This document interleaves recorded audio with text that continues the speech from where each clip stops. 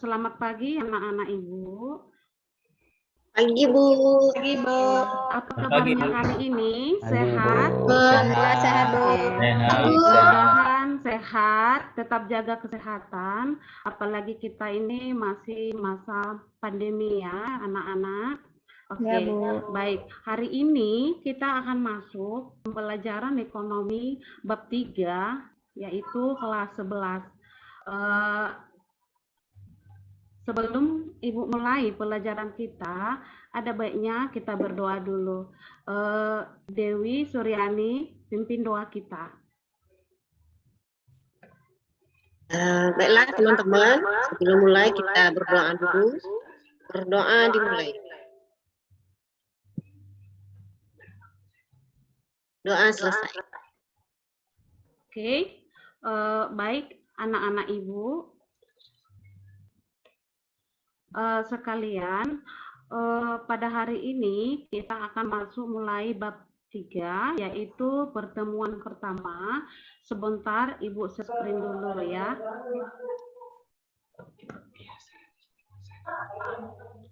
Oke, nampak semuanya? Ya, Bu. Oke. Di sini kita belajar bab 3, permasalahan ketenaga kerjaan dalam pembangunan ekonomi. Bisa dengar suara Ibu kan? Bisa, Bu. Oke. Baik semuanya, harus semangat dan tetap jaga kesehatan. Itu yang paling utama ya, Nak. Baik, untuk pada bab ini, Ibu menekankan pertama sekali hari ini kita belajar tentang apa itu menjadi definisi tenaga kerja.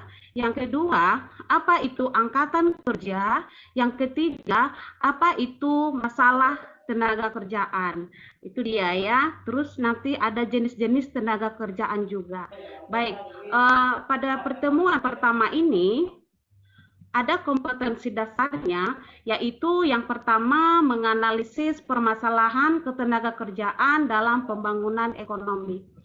Adapun indikator hari ini yang kita pelajari yaitu menjelaskan pengertian tenaga kerja, ada kesempatan kerja, ada pengertian angkatan kerja, dan jenis-jenis tenaga kerja.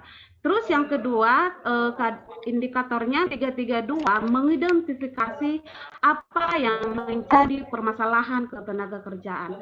Oke, sampai sini paham anak-anak semua? Paham, Bu. Oke, bagus. Kalau ditanya suaranya lantang ya, Nak. Jadi kita semangat belajarnya, begitu ya. Oke, baik. Yang pertama, ada yang menjadi tujuan kita mempelajari pelajaran bab 3 ini, itu tujuannya supaya kita mengetahui apa bedanya definisi tadi tenaga kerja, apa itu angkatan kerja, apa itu kesempatan kerja, dan masalah-masalah ketenaga kerjaan. Itu dia tujuannya. Jadi kalau case ini bab 3 ini yang kita hadapi sehari-hari ya, nah. Jadi tujuannya seperti itu ya. Terus motivasi kita mempelajari bab ini adalah bagaimana ke depannya nanti kita untuk mencari pekerjaan, dan apabila kita belum bisa mencari pekerjaan atau belum dapat pekerjaan, apa yang kita lakukan untuk mendapat pekerjaan itu. Jadi itu motivasinya ya, Nak ya. Oke, baik, langsung kita yang pertama ya. Coba lihat, Nak, ini ada gambar 2 ya. Oke, nampak semuanya ya. Oke, di sini ada gambar pertama, antrian pencari kerja. Ini dia, banyak sekali PHK, banyak juga pencari kerja. Udah banyak tamatan S1, ada pun S2, ada juga D3, tapi belum dia dapat pekerjaan. Itu dia di nomor 1 ya. Oke, jadi yang kedua itu, ini pandemi kita, ini yang kita lalui 2 tahun ini ya. Oke, anak-anak. Karena adanya pandemi ini, maka PHK itu banyak ya, di mana perusahaan itu banyak yang tutup. Jadi inilah latar belakang masalah kita untuk belajar bab 3 ini. Oke, nanti di akhir setelah Ibu nanti menerangkan, maka Ibu buat diskusi tentang yang 2 gambar ini. Oke, jadi dari sekarang coba pahami dulu, artikan dulu apa yang menjadi yang terdapat di gambar ini. Paham ya, Nak ya? Paham, Bu. Oke. Kita mati dulu gambarnya, sudah mati dulu, Bu. Biar dia mati dulu, Bu, gambarnya. Yang tadi, Bu. Nah.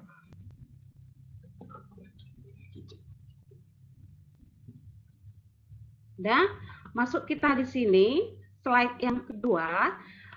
Tadi perhatikan gambar di atas ya. Ini agak keterangannya sedikit ya anak-anak ya. Tentunya Anda berpikir, mengapa begitu banyak orang anak muda yang antri untuk melamar pekerjaan? Sementara pada gambar 2, begitu banyak orang yang sudah bekerja malah di PHK akibat COVID-19. Oke ya, jadi ini juga nanti bahan yang kita bawa ke diskusi. Oke anak-anak? Oke, Bu. Oke, Bu. Pertama sekali masuk kita ke materi. Yang A, pengertian tenaga kerja, angkatan kerja, dan kesempatan kerja. Yang pertama sekali, apa sih ketenaga kerjaan? Nah, itu dia secara umum ya. Oke, ketenaga kerjaan itu adalah segala hal yang berhubungan dengan masalah tenaga kerja pada waktu sebelum, selama, dan sesudah masa kerja. Itu dia ketenaga kerjaan. Dalam artian, ketenaga kerjaan ini adalah cakupan di mana seseorang belum bekerja, atau sesudah bekerja, atau selama bekerja. Oke? Paham sampai situ pengertiannya, Nak? Paham, Bu. Oke. Ada pertanyaan? Kalau ada pertanyaan, tanya sama Ibu. Oke? Jadi kita sedikit materinya, tapi intinya langsung kena. Ada yang mau bertanya? Ibu jangan laju-laju ya, Bu.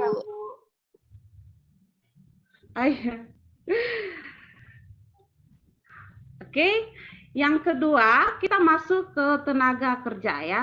Apa itu pengertian tenaga kerja? Tenaga kerja itu penduduk yang telah memasuki usia kerja, tetapi dia sudah siap bekerja dan terdapat kesempatan kerja. Artinya di sini adalah tenaga kerja itu adalah seseorang dia sudah siap bekerja apabila ada kesempatan kerja. Itu artinya tenaga kerja. Sekarang gini, persoalannya apa? Apa sih tenaga kerja? Apa bukan tenaga kerja? Nah, itu ada dua keseharian yang selalu kita lihat ya, anak-anak ya. Oke, apa bedanya tenaga kerja dan bukan tenaga kerja? Itu harus dibuat perbedaannya ya. Kalau dikatakan tenaga kerja itu adalah penduduk itu berusia 15 hingga 65 tahun. Di mana pada saat itu atau usia itu adalah mereka melakukan pekerjaan baik di dalam maupun di luar untuk menghasilkan barang dan jasa dan memenuhi kebutuhannya.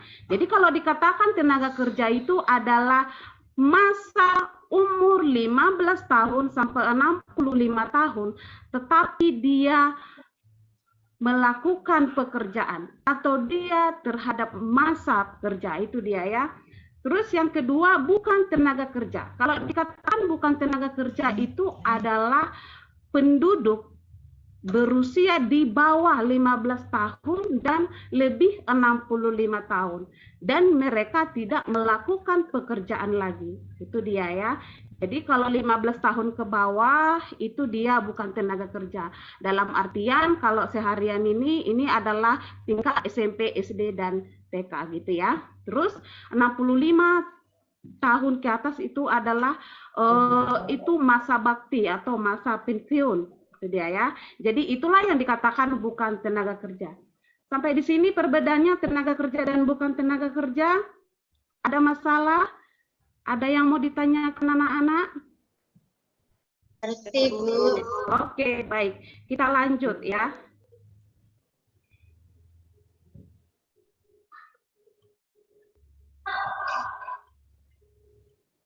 Oke, yang ketiga masuk kita angkatan kerja. Apa itu angkatan kerja? Angkatan kerja itu sering disebut labor force ya. Angkatan kerja itu tenaga kerja yang siap atau mampu, berkeinginan, dan bersedia untuk bekerja jika terdapat kesempatan kerja, baik yang sudah bekerja ataupun sedang bekerja. Itu dia ya. Jadi angkatan kerja ini kalau keseharian bisa-bisa aja ini misalkan dia sudah dikatakan angkatan kerja, dia siap bekerja, biarpun dia yang sudah bekerja ataupun lagi mencari kerja. Contoh misalkan ada seorang anak, udah dia lulus kuliah S1, contoh ya, oke, dia belum dapat pekerjaan, ini sudah masuk ke angkatan kerja, paham ya nak ya? Oke. Terus ada seseorang dia sudah lulus S1 dan dapat pekerjaan, dia sudah bekerja. Itu termasuk angkatan kerja ya. Jadi bedakan ya nak ya. Oke. Kita lanjut. Ada 2 unsur pokok dalam angkatan kerja ya. Oke. Ada di sini pekerja dan ada pengangguran. Kalau dikatakan pekerja itu adalah orang yang bekerja atau sedang bekerja. Sedangkan pengangguran adalah orang yang tidak mempunyai pekerjaan atau sedang mencari pekerjaan. Inilah 2 unsur pokok dalam angkatan kerja. Kembali tadi Ibu katakan di awal tadi, angkatan kerja itu ada dia sudah bekerja, ada dia mencari pekerjaan. Jadi contoh tadi S1 itu, dia contoh misalkan anaknya udah tamat S1, tapi dia belum dapat pekerjaan. Nah, ini yang dikatakan angkatan kerja. Dalam dia masuk ke mana, kategori mana? Pengangguran atau unemployment. Oke, paham ya nak ya? Ya, Bu. Oke. Tetapi kalau tadi si anak yang sudah S1, dia sudah bekerja di perusahaan ataupun jadi guru, dia sudah bekerja, itu masuk kategori pekerja atau employment. Bisa ya nak ya? Ya, Bu. Oke. Sampai sini ada masalah? Ada mau ditanya? Sudah bertanya, Bu. Oke, silakan. Kira-kira saya sebagai siswa ini masuk ke mana itu, Bu? Apa nak? Kira-kira saya atau teman-teman ini yang masih belajar masuk ke kategori mana, Bu?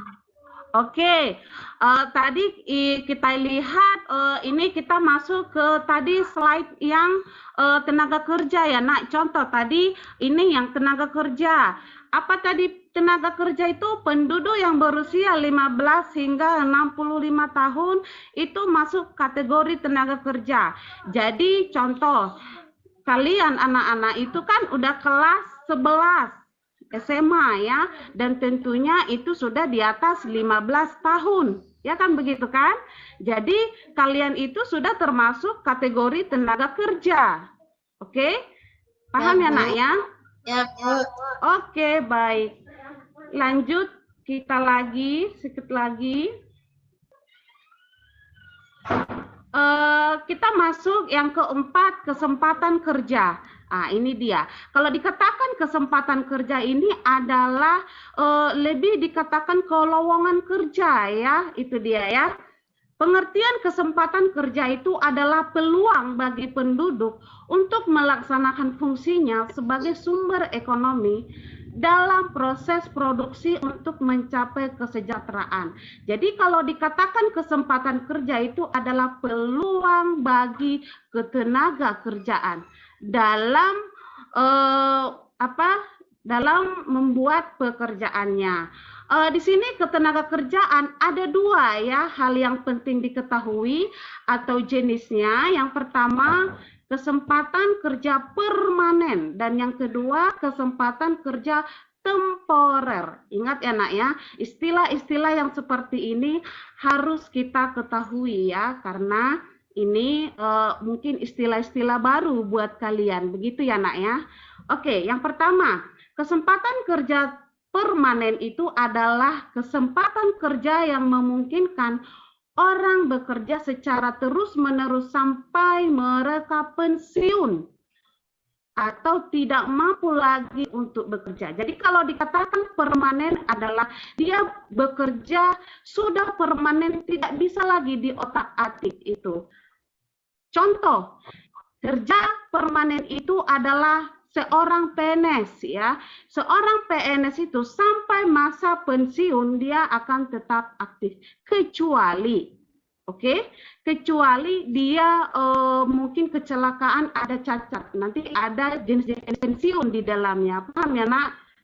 Oke, itu dikatakan kalau kesempatan permanen. Yang kedua adalah kesempatan kerja temporer. Kalau dikatakan kerja temporer itu adalah kesempatan kerja yang memungkinkan orang bekerja dalam waktu relatif singkat, kemudian menganggur untuk menunggu kesempatan baru. Jadi ini katakan kesempatan kerja ini temporer, contohnya ini pernah kalian dengar kerja secara kontrak? Ya, Bu. Ya, Bu. Oke, misalkan TKI, atau yang lainnya, itu yang termasuk ke temporer ya. Misalkan dia bekerja 2 tahun, setelah itu dia nggak bekerja lagi, itu dia ya. Jadi tidak menetap, oke. Jadi kalau dikatakan kesempatan kerja permanen tetap, kesempatan kerja temporer itu tidak menetap. Sampai sini paham? Paham, Bu. Paham, Bu. Oke, kalau nggak ada masalah lanjut lagi ya. Oke, masuk kita ke B ya. Opsi B itu jenis-jenis tenaga kerja. Ini masuk KD 32 ya.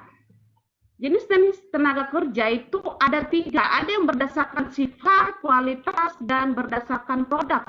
Kalau dikatakan berdasarkan sifat itu ada 2 jenis. Ada tenaga kerja jasmani dan rohani. Kalau dikatakan tenaga kerja jasmani itu ada yang tahu nak siapa bisa membedakan tenaga kerja jasmani dan rohani? Saya, Bu. Oh ya. Ayo, apa itu perbedaan tenaga kerja jasmani dan rohani? Kalau tenaga kerja jasmani itu yang berupa tenaga itu contohnya tukang bangunan. Kalau misalnya tenaga kerja rohani itu berupa jasa, contohnya seperti ibu guru. Oke, bagus ya. Jadi Ibu tekankan lagi, tenaga kerja jasmani itu adalah tenaga kerja yang menggunakan fisik ya. Itu contohnya apa kira-kira kalau menggunakan fisik tenaga kerjanya sehari-hari? Banyak, Bu.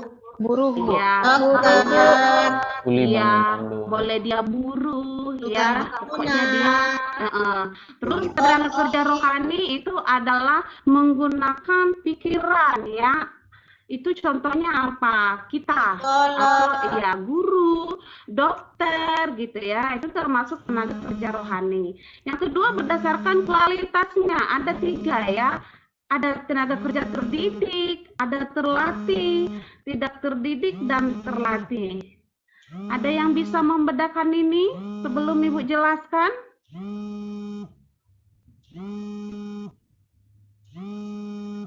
Oke, Ibu Saya, Bu. ada.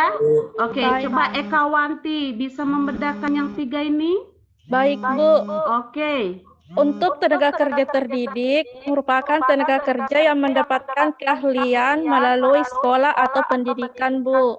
Oke. Kalau tenaga kerja terlatih, tenaga kerja yang memiliki keahlian melalui pengalaman kerja atau kursus, Bu. Kalau tenaga kerja tidak terdidik atau tidak terlatih, merupakan tenaga kerja yang hanya mengandalkan tenaga saja, Bu, tidak melalui pendidikan atau keahlian tertentu, Bu. Oke, pintar kali si Eka Wanti ini ya. Berarti belajar ya Eka Wanti di rumah kan? Iya, Bu. Oke, baik. Tenaga kerja terdidik ini adalah contohnya guru, dokter, dia sudah terdidik, tahapan dia sekolah ya. Terus kalau ke tenaga kerja terlatih, dia ada keahlian khusus ya. Boleh dia dalam bentuk khusus gitu ya. Terus kalau dikatakan tidak terlatih dan terdidik itu adalah tidak melalui pendidikan dan pelatihan khusus. Itu bisa buruh angkut ya, oke, ataupun kuli ya. Terus yang ketiga berdasarkan dengan produk ada 2, tenaga kerja langsung dan tenaga kerja tidak langsung. kalau dikatakan ini berdasarkan dengan produk, ini tenaga kerja yang diklasifikasikan di sebuah perusahaan.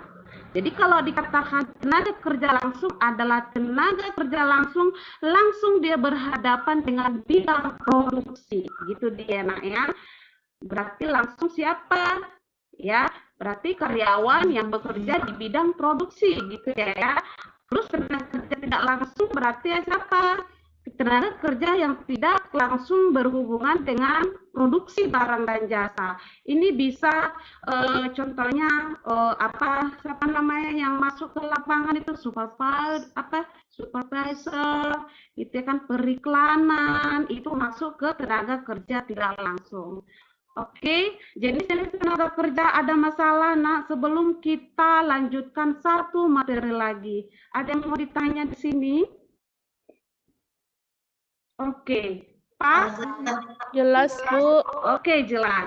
Masuk kita yang terakhir sekali itu masalah ketenagakerjaan atau di sini KD33 ya. Oke, masalah ketenagakerjaan sekarang ini tadi udah Ibu jelaskan semua apa definisi tenaga kerja, angkatan kerja, kesempatan kerja. Sekarang apa permasalahan ketenagakerjaan itu? Nah, itu dia ya. Di sini ada 8 ya. Masalah-masalah tenaga kerjaan. Yang pertama, melimpahnya jumlah tenaga kerja. Oke? Melimpah maksudnya di sini adalah tidak sesuai lapangan pekerjaan dengan tenaga kerja. Oke ya nak ya? Kalau di negara kita, di Indonesia, Ibu tanya, banyakan mana tenaga kerjanya atau lapangan pekerjaannya? Kerjanya, Bu. Iya, itu dia ya. Oke, yang kedua, rendahnya kualitas tenaga kerja. Ini rendahnya kualitas tenaga kerja ini tadi di Indonesia, kita barat negara kita ini masih tahap menengah ya.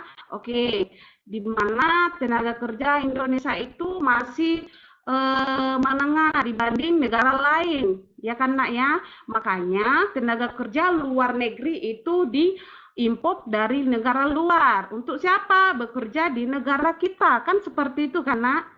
Oke, nanti di ekonomi ini komplit dibahas tentang masalah itu ya. Terus yang ketiga pengupahan. Pengupahan maksudnya di sini adalah gaji ya, di mana gaji tidak sesuai dengan harapan para tenaga kerja dengan yang dikasih oleh pihak pemberi kerja, contoh perusahaan gitu ya. Makanya kalau di negara kita pengupahan ini sering dikaitkan adanya kebijakan pemerintah tentang pengupahan. Paham ya nak ya? Oke. Di mana misalkan sudah lembur, ada shiftnya malam, rupanya shiftnya cuma dikasih 100.000, nggak sesuai lagi kan? Itu dia ya. Atau misalkan honor di SMA, lesnya udah 24 jam, rupanya cuma dikasih 600.000, itu dia. Jadi di sini dikaitkan dengan pengupahan ya. Oke, yang selanjutnya kesehatan dan keselamatan kerja. Ini kesehatan dan keselamatan kerja juga perlu dibahas di masalah ketenagakerjaan. Contoh ya kan, Freeport. Tahu Freeport nggak? Apa itu Freeport?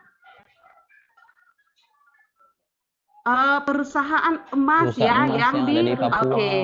Ya, di Papua. Di situ kan gajinya besar, kan begitu ya kan?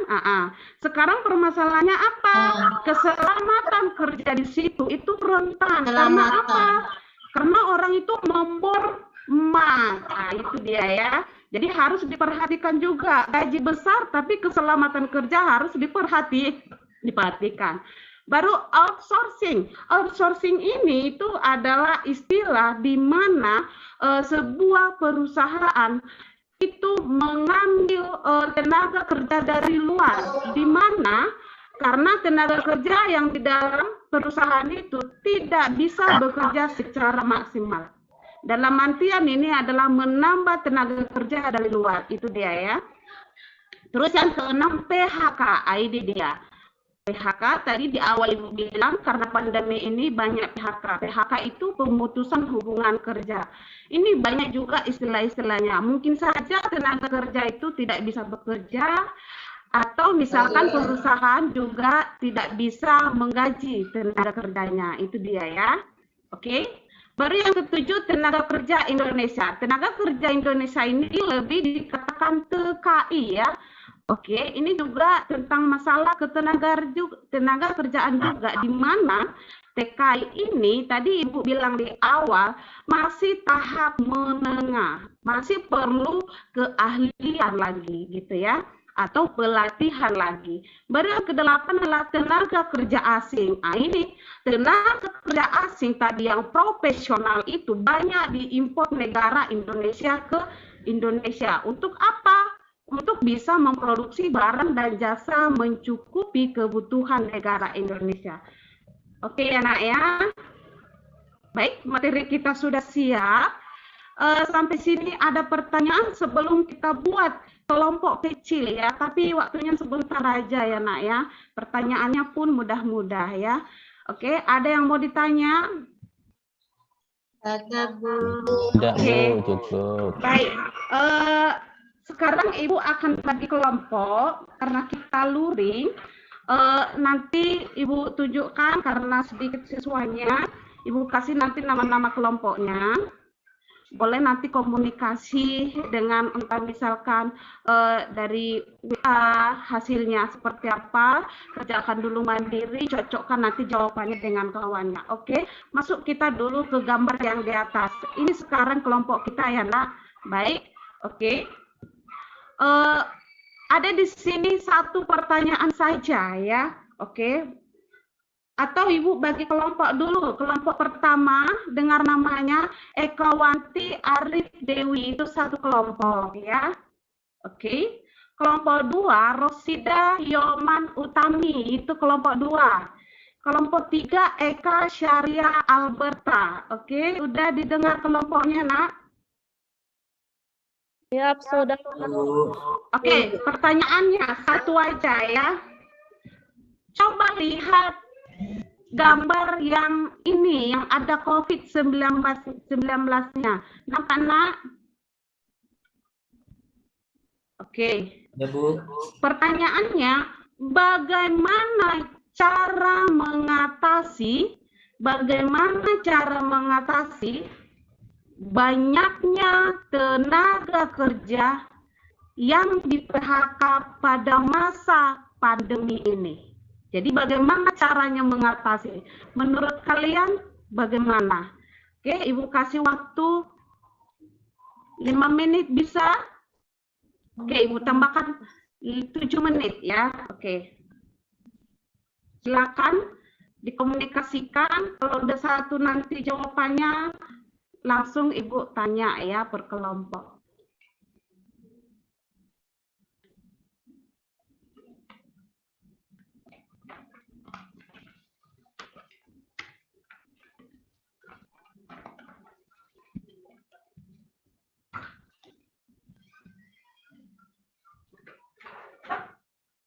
Mana?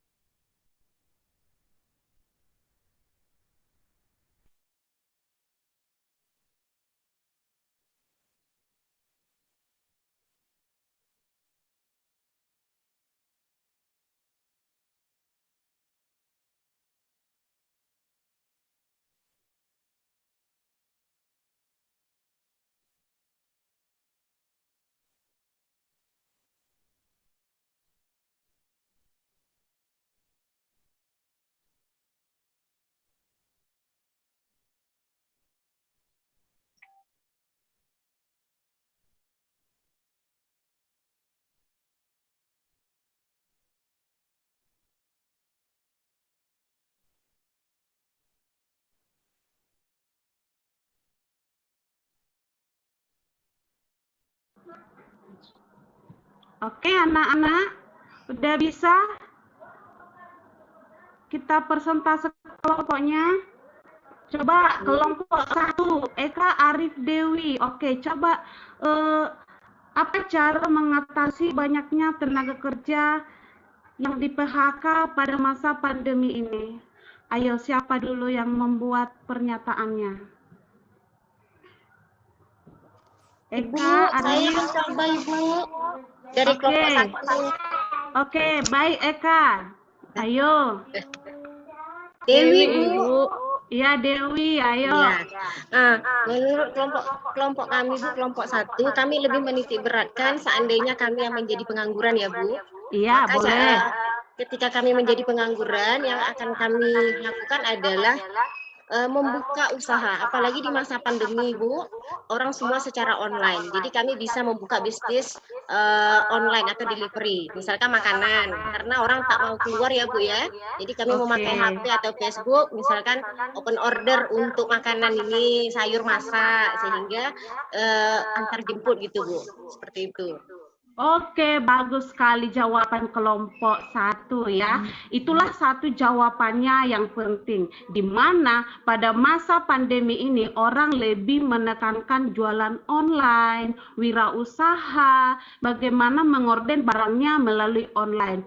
Oh, itu mantap itu Bu ya. Oh, mantap itu ya. Nah, oke, kelompok kedua. Ada tadi Rosi Dayoman Utami. Ayo buat dulu pernyataannya. Cara mengatasi bagaimana tadi? Ayo.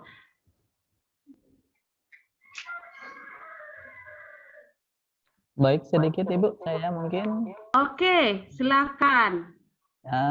Setuju dengan Dewi tadi, saya juga sama dengan membuka usaha baru. Tapi Dewi tadi di usaha makanan, kalau saya di usaha kesehatan Bu, kayak barang-barang kesehatan seperti masker yang dibutuhkan, kemudian hand sanitizer dan lain sebagainya Ibu. Mungkin geraknya di sana sama juga online juga. Ya, apalagi masker, sanitizer, visel, itulah obat-obatan, itulah yang sangat kita butuhkan pandemi ini. Apalagi yang tahun lalu masih pada level level tinggi. Kalau sekarang udah mulai longgar ya kan begitu ya. Oke, kelompok terakhir, Eka Syariah Alberta, ayo tampilkan dulu.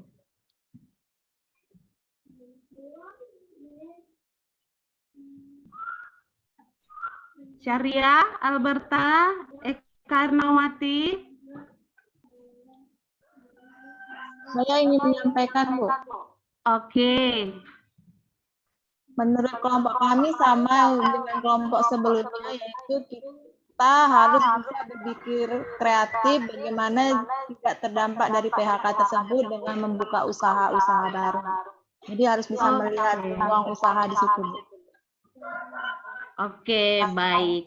Oke, terima kasih anak-anak Ibu, semua anak-anak hebat. Hari ini pelajaran kita semua kalian semangat gitu ya.